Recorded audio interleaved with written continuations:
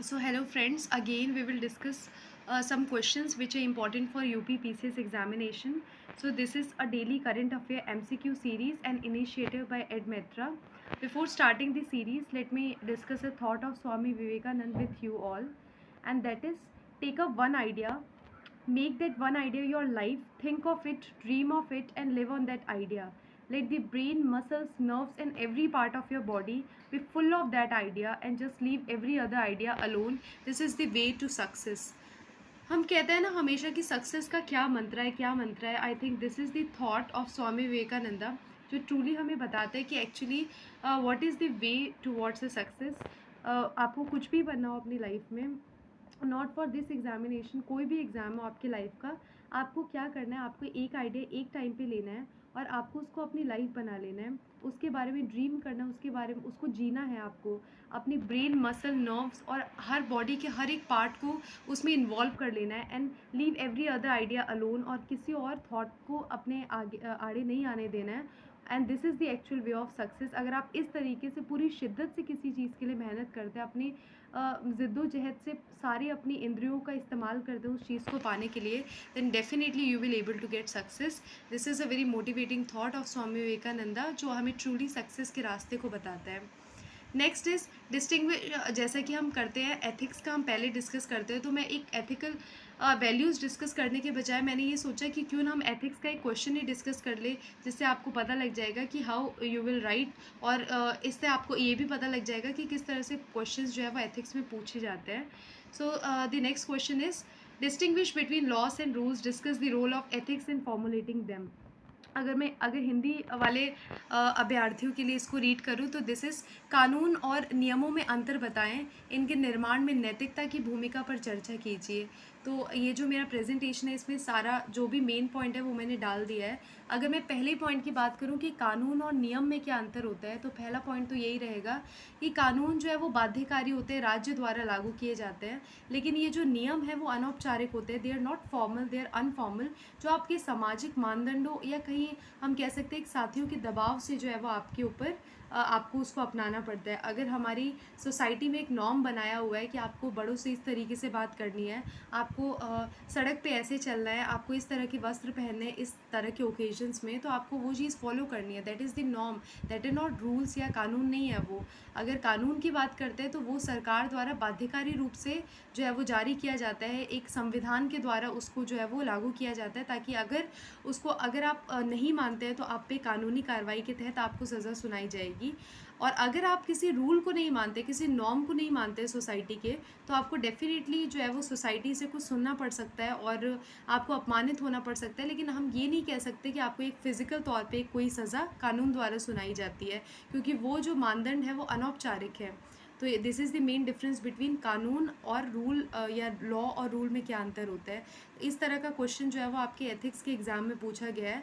Discuss the role of ethics in formulating them. नैतिकता का जो है वो क्या रोल होता है, या अगर मैं नैतिकता की रोल की बात करूँ, तो ऐसे अगर कानून और नियम बनाने में नैतिकता की भूमिका में ऐसे बहुत सारे कानून होते हैं जो हमें बाध्य करते हैं किसी चीज़ को मानने के लिए. जिसमें कुछ कानूनों का नाम मैं लेना चाहूँगी, जैसे हमारा भारत का संविधान है. भारत के संविधान में अगर ये बोला गया है कि 14 साल से कम उम्र के बच्चों को जो है वो किसी फैक्ट्री जैसे व्यापार में नहीं लगाना, तो that means this is a rule which we have to follow. ये कानून है जो हमें फॉलो करना है. और इसके अलावा भ्रष्टाचार निवारण अधिनियम 1988, सूचना का अधिकार अधिनियम 2005, राइट टू इन्फॉर्मेशन एक्ट 2005 जो आया था, किशोर न्याय, बच्चों की देखभाल और संरक्षण अधिनियम 2015, कार्यस्थल पर महिलाओं का यौन उत्पीड़न रोकथाम, निषेध और निवारण अधिनियम 2013. कानून और नियम आवश्यक तंत्र है जो मानव व्यवहार को विनियमित करते हैं और समाजों के भीतर व्यवस्था स्थापित करते हैं. मतलब कहीं ना कहीं ये जो है वो दे आर इम्पॉर्टेंट. अगर मैं बात करती हूँ कानून की और नियम की, तो ये एक इम्पॉर्टेंट कड़ी है. ये हमें इम्पॉर्टेंट इसलिए क्योंकि ये हमें सिखाता है कि हमारा किस तरह से बिहेवियर होना चाहिए हमारी सोसाइटी में. तो इस चीज़ के लिए इस तरह का नैतिकता जो मूल्य है वो बहुत काम करते हैं. अगर आपको निष्कर्ष में कुछ लिखना हो तो आप ये लिख सकते हैं कि कुल मिलाकर कानून और नियम बनाने में नैतिकता की भूमिका महत्वपूर्ण है, क्योंकि इससे यह सुनिश्चित होता है कि वे सामाजिक और नैतिक मानदंडों के अनुरूप हो और व्यक्तियों और समग्र रूप से समाज की भलाई को बढ़ावा दें. तो इस तरह से आप एक पॉजिटिव नोट पे अपना आंसर ख़त्म कर सकते हैं। तो ये आंसर इतना छोटा नहीं लिखना है, 150 शब्दों का उत्तर आपको लिखना है। मैंने हिंदी में इसलिए इसको टाइप किया हुआ है because they are most of the students जो हिंदी माध्यम के, उनको एक अच्छा मटेरियल मिल नहीं पाता है। तो मेरी थोड़ी सी यही कोशिश है कि उनको एक गाइडेंस मिल जाए, एक डेली क्वेश्चन से उनको पता लग जाता है कि किस तरह के क्वेश्चन आ रहे हैं, तो उनको एग्जैक्टली पढ़ना क्या है, एक रोड मैप उनका सही बन जाता है। तो सक्सेस को पाना जो है वो थोड़ा सा रास्ता आसान हो जाता है। अगर आगे की बात करूँ तो let me discuss some of the questions जो हमारा मेन सीरीज़ का जो हम कह सकते हैं कि हमारा जो मेन इनिशिएटिव वो यही है कि हम किस तरह से करंट अफेयर्स के क्वेश्चन को आपके साथ डिस्कस करें और आपको at the and current affair को रटना ना पड़े, स्पेशली फैक्चुअल क्वेश्चन जो यूपीपीसीएस जैसे एग्जाम में पूछे जाते हैं। सो पहला प्रश्न है आपका, पेमा खांडू हाल ही में किस पूर्वोत्तर राज्य के मुख्यमंत्री बने? पूर्वोत्तर राज्य है, ईस्टर्न स्टेट है, तो ऑफकोर्स आपको ऑप्शन में भी 4 ईस्टर्न स्टेट ही देंगे। जैसे यहाँ पे मैंने आपको दिया अरुणाचल प्रदेश, असम, मणिपुर या मिजोरम, तो इसका सही उत्तर है अरुणाचल प्रदेश। तो पेमा खांडू जो हाल ही में किस पूर्वोत्तर राज्य के मुख्यमंत्री बने हैं? अरुणाचल प्रदेश। और ये जो है वो यहाँ पे हुआ, ये 13 जून को इन्होंने शपथ ग्रहण की है। तीसरी बार इन्होंने शपथ ग्रहण की है, इससे पहले भी ये 2 बार जो है वो मुख्यमंत्री पद पे रह चुके हैं अरुणाचल प्रदेश के। और अरुणाचल प्रदेश की राजधानी क्या है ये भी आपको याद रखनी है, ईटानगर। इसके अतिरिक्त उनके मंत्रिपरिषद अपने कार्यकाल के पहले 100 दिनों के भीतर विकास की रूपरेखा तैयार करने के लिए बैठक करेंगे। तो मतलब एक मुख्यमंत्री पद लेने के बाद उन्होंने क्या किया कि सर्वप्रथम काम क्या होगा कि अगले 100 दिनों में क्या क्या नीतियाँ बनानी हैं या किस किस जो विषयों पे कार्य किया जाना है उस पर एक बैठक करवाई जाएगी और वो तय किया जाएगा कि what is the road map for the next 100 days. जो कहीं ना कहीं हमारे प्रधानमंत्री मोदी जी का भी लक्ष्य रहता है कि सर्वप्रथम यही चीज़ घोषणा पत्र जो है वो लागू किया जाए। अगला प्रश्न है, कौन सा देश 2025 में पुरुष जूनियर हॉकी विश्व कप की मेज़बानी करेगा? योर ऑप्शन है जर्मनी, फ्रांस, भारत या मलेशिया। तो इसका सही उत्तर है भारत। ये इसलिए इंपॉर्टेंट हो जाता है क्योंकि इसकी मेज़बानी भारत कर रहा है। यहाँ तक कि हॉकी जो है उसमें हम भारत का हमेशा से बहुत अच्छा प्रदर्शन रहा है और अब तक 2 बार और मेज़बानी कर चुका है, 3 बार कर चुका है एक्चुअली, और 3 बार में से 2 बार जीत भी चुका है। तो एक बहुत अच्छा रिकॉर्ड ट्रैक रहा है भारत का।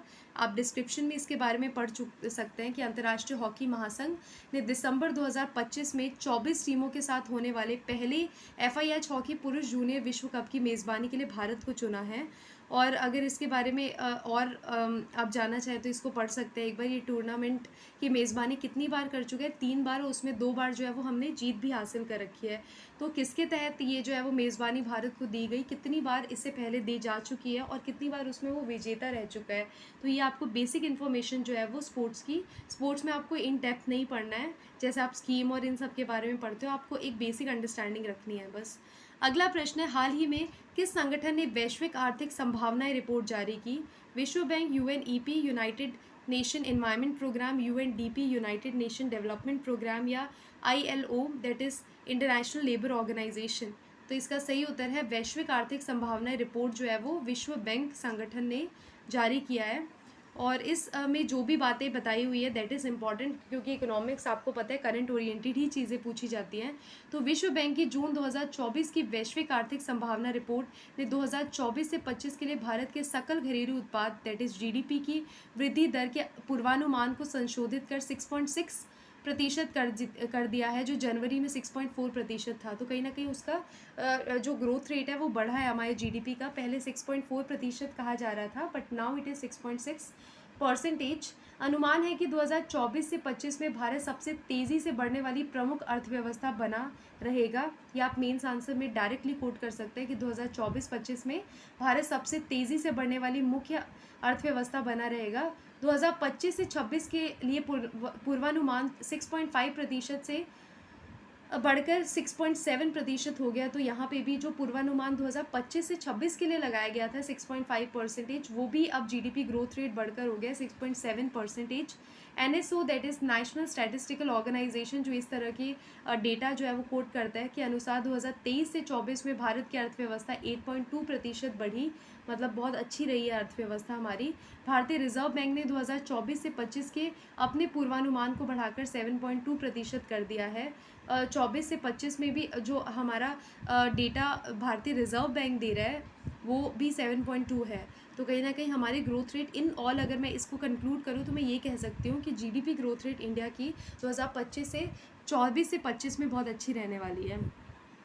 अगला प्रश्न है, हाल ही में अगले थल सेनाध्यक्ष के रूप में किसे नियुक्त किया गया? मुकेश चड्ढा, उपेंद्र द्विवेदी, धीरेन्द्र सिंह या मजीद कुमार? तो आपका सही उत्तर है उपेंद्र द्विवेदी। ये आपको याद रखना है कि हमारे थल सेनाध्यक्ष के रूप में किसने जो है वो ओथ ली है, तो दैट इज़ उपेंद्र द्विवेदी ने। इनके बारे में अगर मैं बताना चाहूँ तो लेफ्टिनेंट जनरल उपेंद्र द्विवेदी को, ये लेफ्टिनेंट जनरल की पोस्ट पे हैं, और ऑफकोर्स जो भी इस चीफ तक पोस्ट पे पहुँचता है वो लेफ्टिनेंट जनरल के पोस्ट पे तो रहते ही हैं। कुछ जनरल मनोज सी पांडे से पहले थे, मनोज नरावने की जगह सेना प्रमुख नियुक्त किया गया है। 1 जुलाई 1964 को जन्मे द्विवेदी 1984 में इन्फेंट्री जम्मू और कश्मीर राइफल्स में शामिल हुए। लगभग 40 वर्षों की सेवा के साथ उन्होंने महानिदेशक इन्फेंट्री और GOC-INC उत्तरी कमान जैसी प्रमुख भूमिकाएं निभाई हैं। प्रतिष्ठित संस्थानों के पूर्व छात्र, उनके पास कई उन्नत डिग्रियां हैं और उन्हें कई सैन्य सम्मान मिले हैं। तो एक बहुत अच्छा ट्रैक रिकॉर्ड के साथ इन्होंने ये पोजीशन अटेन किया है। ना सिर्फ एक स्टूडेंट लाइफ बल्कि आर्मी में भी ये बहुत अच्छे पोस्ट पे रह चुके हैं और बहुत अच्छी अपनी जो है वो क्षमताओं का निर्वहन करते हुए इन्होंने बहुत अच्छा काम भी किया है। इसलिए शायद ये आज lieutenant general Upendra Dwivedi general Manoj Pande की जगह सेना प्रमुख नियुक्त किए गए हैं। अगला प्रश्न है, हाल ही में किस राज्य में बालिका शिक्षा को बढ़ावा देने के लिए मुख्यमंत्री संतुष्ट मोइना योजना शुरू की? Your options are Manipur, Nagaland, Sikkim या असम। तो ये याद रखना है आपने कि ऑफकोर्स ये जो स्कीम्स होती है और स्पेशली फॉर वल्नरेबल सेक्शन, जिसमें वुमेंस आ जाती हैं, डिसेबल्ड आ जाते हैं, चिल्ड्रंस आ जाती हैं, गर्ल्स आ जाती हैं, अगर उनके लिए कुछ ऐसा किया जा रहा है, जैसे इसका नाम है बालिका शिक्षा को बढ़ावा देने के लिए मुख्यमंत्री संतुष्ट मोइना। इसके तहत जो कम एज में लड़कियों की शादी करवा दी जाती है उसको कम से कम करने की कोशिश की गई है। उसका आंकड़ा काफ़ी हद तक कम भी किया गया है इस जो है वो स्कीम के ज़रिए। और इसका आंसर जो है, जो किस राज्य ने इसको योजना को शुरू किया है, तो इसका आंसर है असम। इसके डिस्क्रिप्शन को अगर मैं थोड़ा सा बताऊं आपको, तो असम सरकार ने बालिका शिक्षा को बढ़ावा देने और बाल विवाह को समाप्त करने के लिए जून 2024 में मुख्यमंत्री निजुत मोइना योजना शुरू की। तो मुख्यमंत्री निजुत मोइना ये कहाँ का है? ये आसाम का है योजना। राज्य मंत्रिमंडल द्वारा स्वीकृत इस योजना के तहत लगभग 10 लाख छात्राओं को वित्तीय सहायता प्रदान की जाती है। उच्चतर माध्यमिक शिक्षा प्राप्त करने वाली लड़कियों को 1,000 रुपये मासिक डिग्री, पाठ्यक्रमों में पढ़ने वाली लड़कियों को 1,200 रुपये और स्नातकोत्तर एवं बीएड कार्यक्रमों में पढ़ने वाली लड़कियों को 2,500 रुपये मासिक मिलेंगे।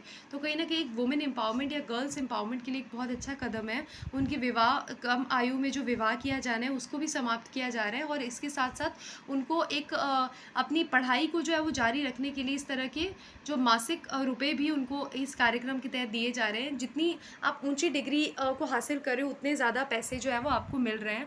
तो this is a very good initiative by the Assam government.